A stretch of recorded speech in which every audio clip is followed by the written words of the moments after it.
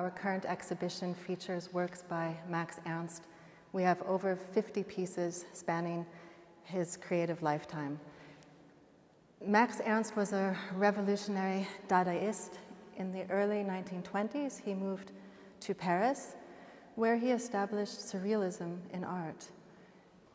As a self-taught artist, Ernst was free of academic constraints. And you can see this throughout his work. His work is experimental, infused with different and non-conventional techniques.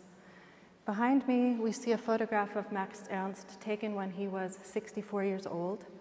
1 year prior to this, in 1954, he had just won the grand prize, the international prize for painting at the Venice Biennale. And this international breakthrough established him as one of the most significant and important artists of the 20th century. The traumas experienced in the First World War, where Max Ernst fought in the trenches, compelled the surrealists to search for a new reality. This, also inspired by Sigmund Freud's theories of dreams and the subconscious, led Max Ernst to create this technique called frottage. Frottage is a technique where you take an object of texture, you put a piece of paper over it, and through the process of rubbing, the image appears. We've done this as children with coins. And this became a starting point for Ernst. This was a basis for him to then rework. It became a new visual world for him. We see here in this work, is it an eye? Is it a fish? Perhaps a bird? Zeppelin? We see the wire structure coming through, which now becomes an ocean. We can see the hint of what might have been leather as the basis point for this work. It's up to us as the viewer to interpret that as a new visual world.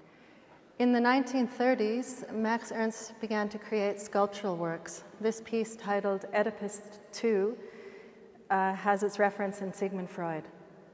He uses found and everyday objects to use as molds for plaster casting. For example, a flower pot.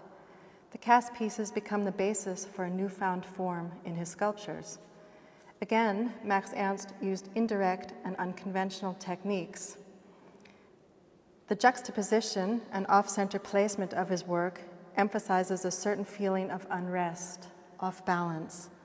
But because it is seamlessly connected, we have at the same time a harmonious feeling, familiar and estranged.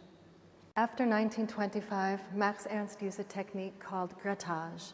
Grattage is similar to frottage, only this is done on a canvas, and the object of texture was placed underneath the canvas, and then numerous layers of paint were added on top, and then scraped away using a palette knife. In this image, we see something that resembles water lilies, flowers, perhaps on land, perhaps in water. And we have the shimmering soft reds and blues in the flower that are lively. And on the other hand, we have these dark, big areas of dark blue and dark red that give the work a feeling of foreboding, a little bit off-center again, something threatening. Again, Ernst always plays with this uncanny, this feeling of something familiar and something uncomfortable.